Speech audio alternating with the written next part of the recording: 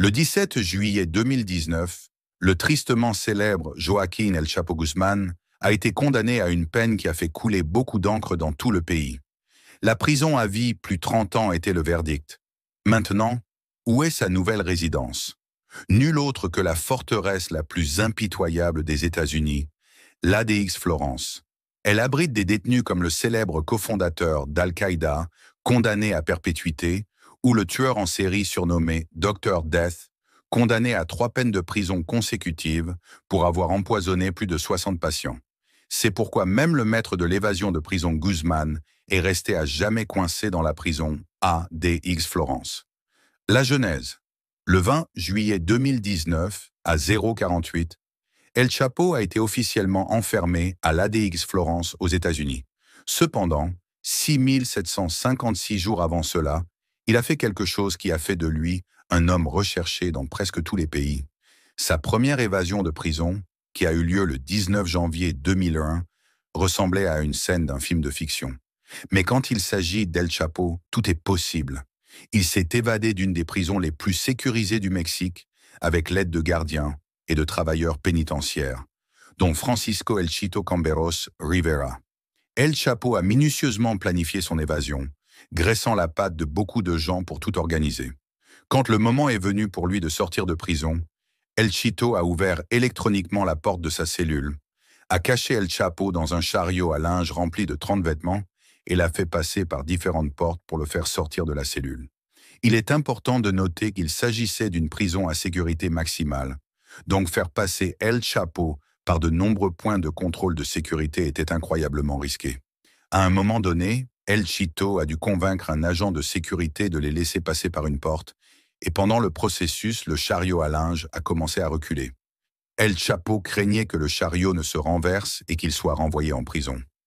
Heureusement, le chariot s'est arrêté et El Chito a réussi à le faire rouler jusqu'au parking où il a été transporté dans une autre voiture et emmené hors de la zone. Cette évasion a solidifié la réputation d'El Chapo comme l'un des hommes les plus dangereux du monde.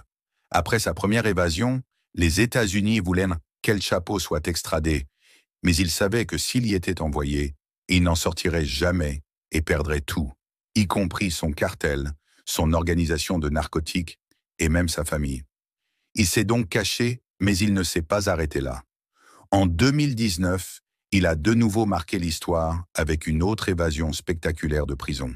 Sa vie était comme un film, et il semblait pouvoir accomplir n'importe quoi. Cependant, sa liberté a été de courte durée. Actuellement, El Chapo purge une peine d'emprisonnement à perpétuité à l'ADX Florence, l'une des prisons américaines les plus dures.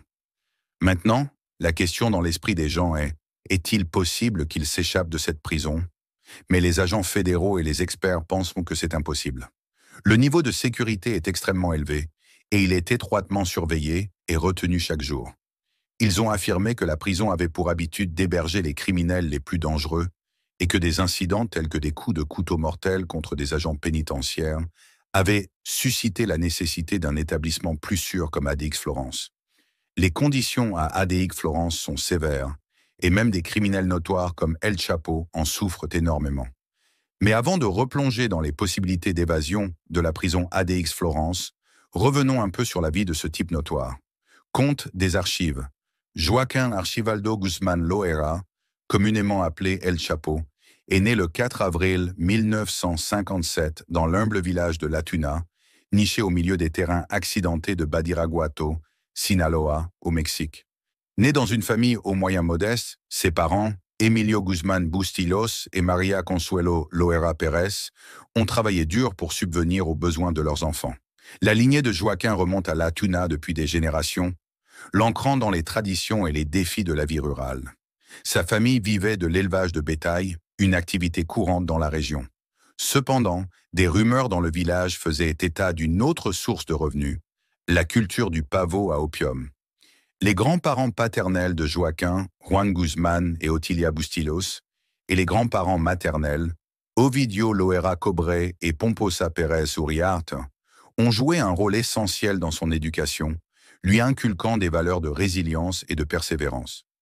Joaquín était l'aîné d'une fratrie de 2 sœurs, Armida et Bernarda, et de 4 frères, Miguel Ángel, Aureliano, Arturo et Emilio.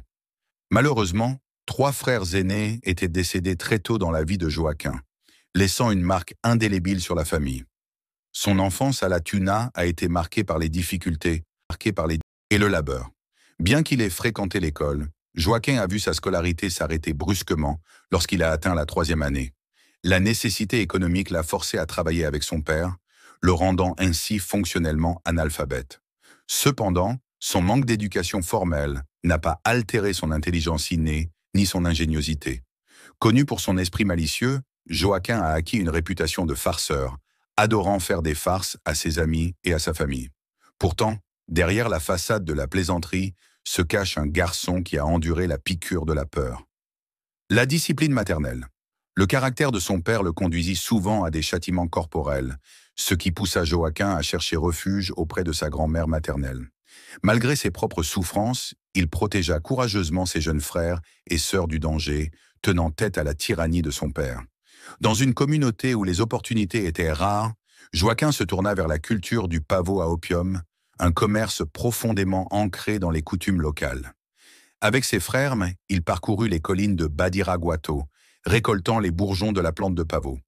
Leur travail subvenait aux besoins de la famille, son père supervisant la vente de la récolte aux fournisseurs des villes voisines. Déçu par le gaspillage de leurs revenus par son père, Joaquin prit les choses en main. À l'âge de 15 ans, il se lança dans la culture de la marijuana, collaborant avec des proches pour établir sa propre plantation.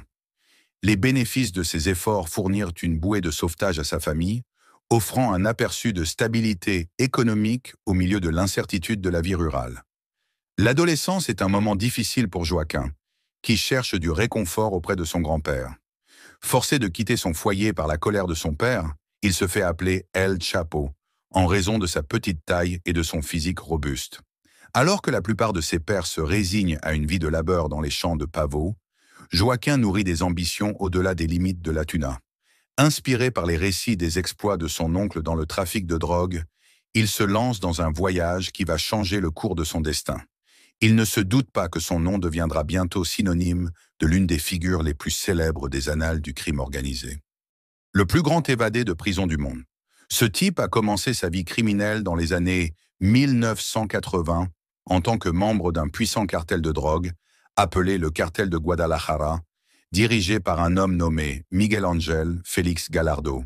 Il a rapidement gravi les échelons au sein de l'organisation. Lorsque le cartel de Guadalajara s'est dissous à la fin des années 1980, il est devenu le chef d'un autre cartel appelé le cartel de Sinaloa. Sous sa direction, le cartel de Sinaloa a trouvé des moyens astucieux et créatifs pour faire passer de la drogue en contrebande. Ils ont construit des tunnels climatisés sous la frontière entre le Mexique et les États-Unis, ont caché de la drogue dans des boîtes de piments et des extincteurs, et ont même lancé de la drogue par-dessus la frontière à l'aide de catapultes. Le cartel produisait et faisait passer en contrebande diverses drogues illégales, dont de la marijuana, de l'héroïne, de la cocaïne et de la méthamphétamine. En 1993, il a été arrêté au Guatemala et renvoyé au Mexique. Il a été jugé pour meurtre, mais a été déclaré non coupable. Il a cependant été reconnu coupable de trafic de drogue et de possession d'armes à feu et a été condamné à plus de 20 ans de prison à très haute sécurité. Bien qu'il soit derrière les barreaux, il a continué à diriger son organisation criminelle avec l'aide de fonctionnaires de prison corrompus qui fermaient les yeux sur ses activités. Selon certaines sources, il aurait pris la tête du cartel en 1995. En 2001, il a réussi à s'évader de prison avec l'aide de gardiens corrompus. Cela a donné lieu à une enquête et à l'arrestation de nombreux employés de la prison, dont le directeur, accusé de corruption. Au début des années 2000, il était considéré comme responsable d'une grande partie de la marijuana et de la cocaïne introduite en contrebande de Colombie et du Mexique aux États-Unis. Il était également considéré comme le plus grand trafiquant de méthamphétamine de la région. La méthamphétamine étant produite au Mexique à partir de produits chimiques provenant d'Asie, puis introduite en contrebande aux États-Unis. En 2009, le magazine Forbes estimait sa fortune à environ 1 milliard de dollars et son cartel gagnait environ 3 milliards de dollars par an. Au Mexique, il est devenu une sorte de héros populaire et certains le glorifient. Son histoire est même reprise dans des chansons populaires appelées narcocorridos, des ballades sur le trafic de drogue.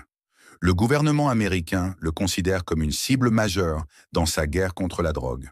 En 2004, il annonce une récompense de 5 millions de dollars pour toute information menant à son arrestation pour trafic de drogue au niveau fédéral. En 2012, le département du Trésor américain, qui le considère comme le trafiquant de drogue le plus puissant du monde, gèle les avoirs des membres de sa famille en vertu de la loi sur la désignation des barons étrangers des stupéfiants. Au début des années 2000, le cartel de Sinaloa s'engage dans des conflits violents avec les cartels rivaux et les forces de l'ordre mexicaines.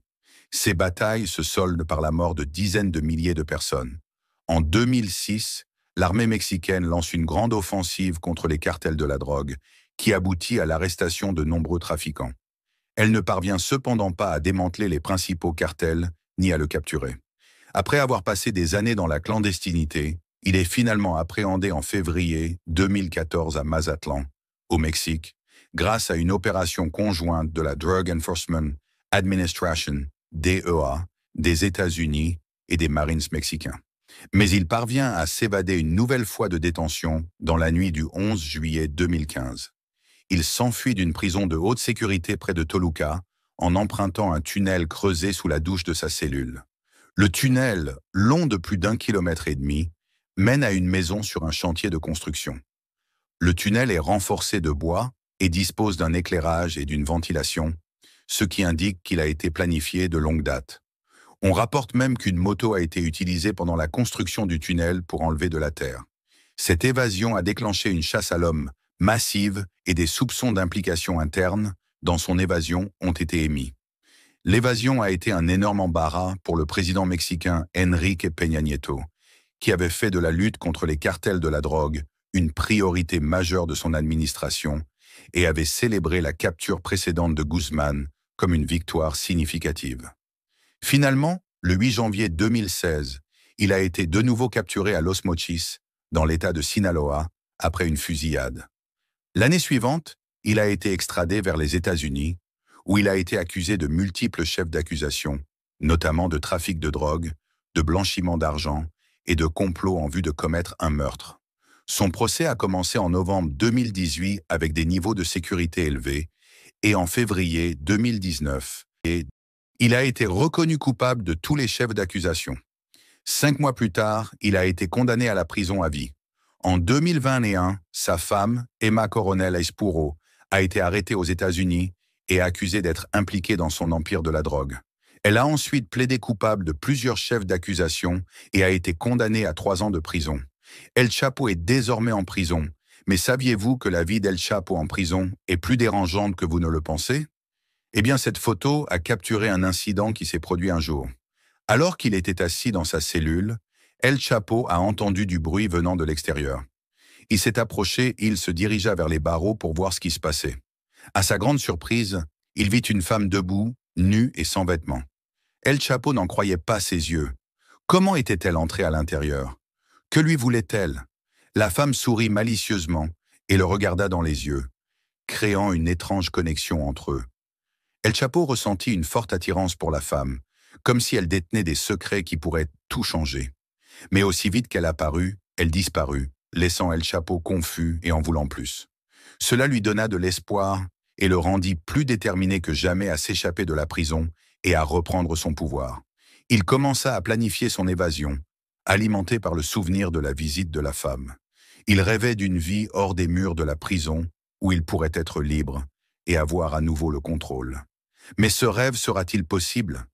Vous ne croirez pas pourquoi El Chapo ne trouvera peut-être jamais le moyen de sortir de cette prison. Partagez vos réflexions avec nous dans la section commentaires sur ce que vous pensez des aventures de ce type.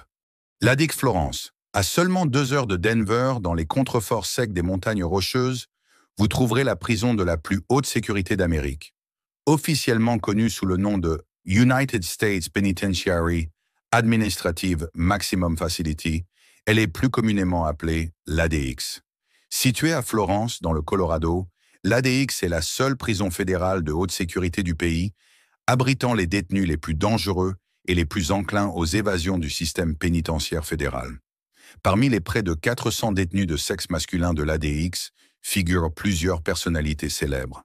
Joaquín El Chapo Guzmán, le tristement célèbre baron de la drogue, a été envoyé à l'ADX après s'être évadé avec succès de prison de haute sécurité au Mexique à 2 reprises. Luna Bomber, Ted Kaczynski, y est également détenu, ainsi qu'Eric Rudolph, le poseur de bombes des Jeux Olympiques d'Atlanta. Parmi les autres détenus figurent Zacharias Moussaoui, un conspirateur dans les attentats, 9 sur 11, Terry Nichols, le kamikaze d'Oklahoma City, Ramsey Youssef, le terroriste du World Trade Center de 1993, et Michael Swango, un médecin qui a tué jusqu'à 60 patients en les empoisonnant. Les détenus ne se retrouvent pas à l'ADX par hasard. Beaucoup ont commis des meurtres, à l'intérieur ou à l'extérieur de la prison, y compris le meurtre de gardiens. D'autres sont des membres de gangs hardcore qui ont ordonné ou exécuté des assassinats sur des codétenus. En outre, une partie importante des hommes détenus à l'ADX, jusqu'à un tiers selon une estimation, souffrent d'une maladie mentale diagnostiquée qui représente une menace sérieuse pour eux-mêmes et pour les autres. Cependant, les critiques soutiennent que, quels que soient les crimes commis ou les troubles mentaux des détenus, les conditions de détention dans ces installations hautement sécurisées, où les prisonniers passent 23 heures par jour en isolement, constituent une punition cruelle et inhabituelle. Les Nations Unies les considèrent même comme une forme de torture. Dans d'autres prisons, les détenus peuvent être placés en isolement pendant de courtes périodes en réponse à un comportement violent ou agressif. Ce type de punition est communément appelé isolement administratif ou le trou. À l'ADX, également connu sous le nom d'Alcatraz des Rocheuses, la prison entière est essentiellement le trou. Les détenus de l'ADX sont confinés dans de petites cellules mesurant 2,10 mètres sur 3,60 mètres pendant 23 heures par jour. Ils reçoivent leur repas par une fente dans la porte de la cellule, et leur seul aperçu du monde extérieur se fait par une étroite fenêtre offrant une vue sur le ciel vide. Cela empêche les prisonniers d'apprendre l'agencement de la prison ou l'emplacement de leurs cellules. Personne n'a jamais réussi à s'échapper de l'ADX Florence. Comme on ne peut pas confier aux détenus quoi que ce soit qui puisse être transformé en arme, tous les meubles de leurs cellules sont en béton solide et immobile. Un bureau en béton, une chaise en béton et une dalle de béton avec un mince coussin en mousse servant de lit. La salle de bain se compose d'une combinaison de toilettes et d'un lavabo, ainsi que d'une douche qui s'allume automatiquement 3 fois par semaine. Les détenus qui se comportent bien ont le droit d'acheter une petite télévision noir et blanc avec radio intégrée et d'emprunter des livres et des magazines à la bibliothèque de la prison. Les appels téléphoniques sont limités à 15 minutes par mois et uniquement avec les membres de la famille immédiate. Les visites sont autorisées 5 fois par mois sous des conditions strictes. Les détenus ne sont autorisés à sortir de leur cellule que pour 1 heure d'exercice physique par jour. Menottés et enchaînés aux pieds, ils sont soit emmenés dans une pièce vide avec une barre de traction, soit emmenés dehors dans une cour où ils sont enfermés seuls dans un enclos. Robert Hood, ancien directeur de l'ADX, a décrit la prison comme inhumaine. Il a déclaré « Quand on passe 23 heures par jour dans une pièce avec une petite fenêtre, d'où l'on ne peut même pas voir les montagnes rocheuses. Soyons honnêtes, elle n'est pas conçue pour la réhabilitation. Point final. Il y a environ 2 millions de personnes incarcérées aux États-Unis à tout moment. » Selon le Bureau des prisons des États-Unis, une petite partie de cette population présente des défis importants pour le personnel pénitentiaire, y compris les directeurs et les gardiens. La nécessité de contrôler ces individus, décrits comme les détenus les plus dangereux, les plus récalcitrants, les plus agressifs et les plus antagonistes du système pénitentiaire, a conduit à la conception et à la construction d'établissements de plus en plus sûrs. Les premières prisons à sécurité maximale ont été construites dans les années 1980 et il existe aujourd'hui plus de 30 prisons de ce type aux États-Unis. L'ADX, la seule prison de sécurité maximale pour les prisonniers fédéraux, a été construite en 1994. Karamat Ryder, professeur de criminologie et de droit à l'Université de Californie à Irvine, qui a écrit un livre sur une prison de sécurité maximale en Californie, intitulé 23/7, Pelican Bay Prison and the Rise of Long-Term Solitary Confinement, explique que la raison explicite derrière les prisons de sécurité maximale est d'exclure les individus jugés si dangereux de la population carcérale générale, avec la conviction que tout le monde sera ainsi plus en sécurité. L'idée est qu'en isolant ces individus dans des conditions difficiles et restrictives, il y aura moins de violence et un effet dissuasif sur les comportements de gang. Alors, pourquoi sera-t-il difficile pour Guzman de s'en sortir? Comment s'échapper de la prison ADX de Florence? Eh bien, voici d'autres compagnons notoires du monde de la criminalité qui n'ont pas réussi à s'échapper de cette prison, ce qui confirme que la vie d'El Chapo en prison est plus dérangeante qu'on ne le pense. Zacharias. Zacharias est un prisonnier bien connu du Colorado et est devenu célèbre pour son implication en tant que conspirateur dans les 9 attentats terroristes sur 11. Il est né à Saint-Jean-de-Luz, en France, et était un ancien membre de l'organisation Qaïda. Zacharias est la seule personne à avoir été condamnée pour son rôle dans les 9 attentats sur 11. En 2006, il a été reconnu coupable de complot visant à tuer des citoyens américains lors de l'attentat terroriste. Cependant, il a réussi à échapper à la peine de mort et a ensuite été emmené à la prison de haute sécurité Supermax de Florence, où il purge actuellement une peine d'emprisonnement à perpétuité. Terry Nichols et Timothy McVeigh. Terry Nichols et Timothy McVeigh avaient un lien important et partageaient une histoire commune. Ils se sont rencontrés pour la première fois alors qu'ils servaient dans l'armée américaine à la fin des années 1990. Au fil du temps, ils ont développé de fortes convictions anti-gouvernementales et se sont plongés dans les théories du complot. Ils ont même assisté à des expositions d'armes à feu où ils ont étudié les techniques de fabrication de bombes. En 1995, Nichols et McVeigh ont conspiré pour commettre un acte de terrorisme dévastateur, la destruction du bâtiment fédéral Alfred Murrah à Oklahoma City. Les bombes qu'ils ont fabriquées ont causé d'immenses dégâts et des pertes en vies humaines. Tragiquement, 168 personnes ont perdu la vie dans l'attaque, dont 19 jeunes enfants et nourrissons. Terry Nichols a dû faire face à des conséquences juridiques pour son implication dans l'attentat d'Oklahoma City. Il a été condamné à 161 peines de prison à vie consécutive, ce qui reflète la gravité de son rôle dans le crime. D'autre part, Timothy McVeigh, qui était considéré comme le principal cerveau de l'attentat, a été exécuté par injection létale à l'US Peter-Roti en 2001. Eric Rudolph. Eric est né le 19 septembre 1966 à Merritt Island, en Floride, aux États-Unis. Il est devenu célèbre pour avoir perpétré 4 attentats à la bombe à Birmingham et à Atlanta. Ces attentats ont causé la mort de 2 personnes et en ont blessé des centaines d'autres. Après avoir commis ces crimes, Eric a réussi à échapper aux autorités et est devenu l'un des criminels les plus recherchés. Pour échapper aux autorités, et est devenu l'un des criminels les plus recherchés. Finalement, les forces de l'ordre l'ont trouvé caché dans les montagnes de l'ouest de la Caroline du Nord. Il a admis sa culpabilité et a été condamné à la prison à vie. Eric purge actuellement plusieurs peines de prison à vie dans l'établissement de haute sécurité ADX à Florence, Colorado. Michael Swango. Michael naît le 21 octobre 1954 à Tacoma, Washington, est l'un des détenus Supermax les plus célèbres de Florence, Colorado. C'était un ancien médecin qui a acquis une notoriété lorsqu'il a été accusé d'avoir empoisonné mortellement ses patients et ses collègues. Il aurait causé la mort de plus de 60 personnes par empoisonnement.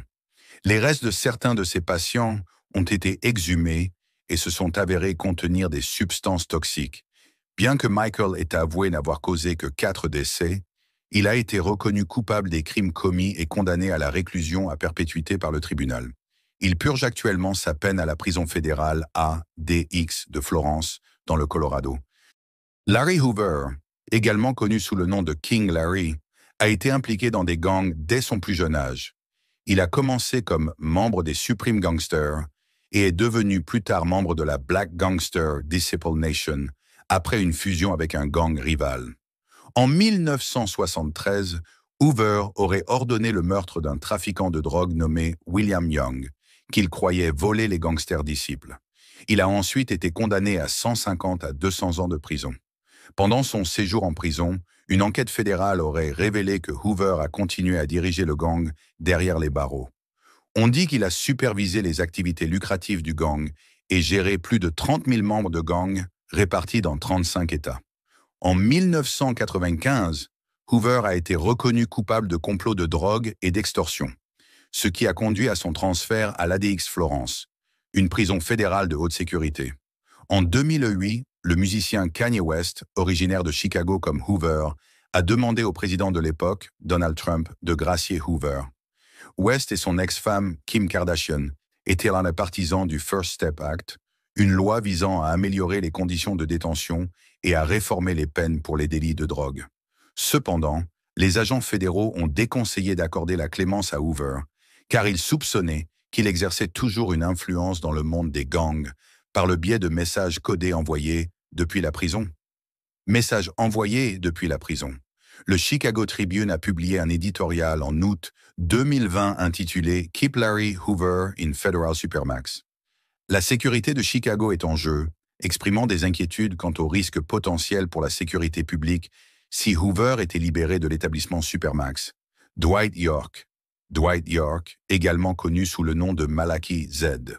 York était en effet le fondateur de la New Wabian Nation, qui a commencé comme un groupe musulman noir à la fin des années 1960 et s'est ensuite transformé en une secte nationaliste noire aux croyances non conventionnelles. L'idéologie du groupe incluait des idées telles que l'existence des ovnis, le mépris des Blancs et la vénération de l'Égypte antique. L'influence de York sur ses disciples était importante, et il utilisait sa position de chef de secte pour se livrer à diverses activités illégales. L'un des aspects les plus troublants de ces actions était la maltraitance systématique d'enfants. Au début de l'année 2000, York a été reconnu coupable de plusieurs chefs d'accusation, notamment de racket et de pédophilie. 14 enfants ont témoigné contre lui, ce qui a conduit à sa condamnation. En conséquence, il a été condamné à 135 ans de prison. Mamdouh Mahmoud Salim, également connu sous le nom d'Abu Hajar al-Iraqi, était une figure clé de la formation initiale de l'organisation terroriste Al-Qaïda. En 1988, il a assisté à une réunion avec Oussama Ben Laden et d'autres personnes pour discuter de la création d'un groupe terroriste international qui est devenu plus tard Al-Qaïda. L'implication de Salim dans des activités terroristes ne s'est pas limitée à son rôle dans la formation d'Al-Qaïda. Il a été soupçonné d'être impliqué dans de nombreux crimes, bien que les détails spécifiques puissent en varier. En 1998, il a été arrêté en Allemagne pour sa participation aux attentats à la bombe contre les ambassades américaines, au Kenya et en Tanzanie, qui ont eu lieu la même année. Ces attentats ont été perpétrés par Al-Qaïda et ont entraîné de nombreuses pertes en vies humaines et d'importants dégâts aux ambassades. Salim a ensuite été condamné à 32 ans de prison pour son rôle dans les attentats contre les ambassades. Cependant, en 1999, alors qu'il était en détention au Metropolitan Correctional Center de New York, il a tenté de s'évader en poignardant un gardien de prison. La tentative a échoué et, par conséquent, Salim a été condamné à nouveau à la réclusion à perpétuité sans possibilité de libération conditionnelle en 2010. Vie personnelle et activités criminelles familiales. La famille de Guzman a été fortement impliquée dans le trafic de drogue. Certains membres de sa famille, dont son frère, un de ses fils et un neveu, furent tués par des cartels rivaux, Los Zetas et l'organisation Beltran Leiva. En 1977, Guzman épousa Alejandrina Maria Salazar Hernandez lors d'une petite cérémonie dans la ville de Jesús María, Sinaloa. Ils eurent 4 enfants ensemble, César, Iván Archibaldo, Jesús Alfredo et Alejandrina Giselle. Il leur offrit une maison de ranch à Jesús María. À l'âge de 30 ans, El Chapo tomba amoureux d'Estela Peña, une employée de banque de Nayarit. Il la kidnappa et entretint une relation avec elle, qui aboutit finalement au mariage. Au milieu des années 1980, Guzman se remaria, cette fois avec Griselda López Pérez. Ils eurent 4 autres enfants ensemble, Edgar Joaquín Jr., Ovidio et Griselda Guadalupe. Les fils de Guzman ont suivi ses traces et se sont impliqués dans le trafic de drogue. Sa femme, López Pérez, a été arrêtée en 2010 à Culiacán. En novembre 2007, Guzman a épousé Emma Coronel Aispuro, une reine de beauté américaine de 18 ans et la fille de l'une de ses principales adjointes, Inés Coronel Barreras. Ils se sont mariés à Canelas, Durango. En août 2011, elle a donné naissance à des jumelles, Maria Joaquina et Emily Guadalupe à l'hôpital du comté de Los Angeles, en Californie. En juin 2021, Emma Coronel Aispuro a plaidé coupable des accusations françaises aux États-Unis et a admis avoir aidé son mari à gérer son empire criminel. Le 1er mai 2013, le beau-père de Guzman, Inés Coronel Barreras, a été capturé par les autorités mexicaines à Agua Prieta, Sonora. Les autorités américaines pensaient que Coronel Barreras jouait un rôle important dans les opérations de contrebande de marijuana du cartel de Sinaloa à travers la zone frontalière de l'Arizona. En février 2005, le fils de Guzman, Ivan Archivaldo, également connu sous le nom d'El Chapito, a été arrêté à Guadalajara pour blanchiment d'argent. Il a été condamné à 5 ans de prison fédérale, mais a été libéré en avril 2008. Le fils de Guzman, Edgar Guzman Lopez, a été tué dans une embuscade en 2008 dans le parking d'un centre commercial à Culiacán, Sinaloa. Le frère de Guzman, Arturo, connu sous le nom d'El Polo, a été tué en prison en 2004. Un autre des fils de Guzman, Jesus Alfredo Guzman Salazar, également connu sous le nom d'El Gordo, le Gros, était soupçonné d'être membre du cartel. Il a été inculpé de trafic de drogue fédéral en 2009 avec Guzman par le tribunal fédéral du district nord de l'Illinois. Guzman Salazar et sa mère, l'ex-femme de Guzman, Maria Alejandrina Salazar Hernandez, ont été décrits comme des agents clés du cartel de Sinaloa et ont été ajoutés à la liste des sanctions financières des États-Unis en vertu du Kingpin Act en 2012. Il y a eu des cas d'arrestation par erreur et de confusion concernant les membres de la famille de Guzman. Par exemple, Jesus Guzman Salazar a été arrêté par erreur par des Marines mexicains en 2012 et il a été révélé plus tard qu'ils avaient arrêté la mauvaise personne. Il a également été signalé qu'une femme prétendant être la fille de Guzman a été arrêtée pour fraude alors qu'elle tentait d'entrer aux États-Unis. Des cas de violence ont été commis contre des membres de la famille de Guzman, notamment le meurtre de son neveu Obied Cano Zepeda en 2012. On pense qu'il s'agit d'une attaque de représailles, de cartels rivaux ou d'une démonstration de la présence des États à Sinaloa. Même après l'arrestation de Guzman, le cartel de Sinaloa est resté le principal distributeur de drogue aux États-Unis, parmi les cartels mexicains, selon la Drug Enforcement Administration des États-Unis en 2018. Merci d'avoir regardé et à bientôt pour la prochaine vidéo.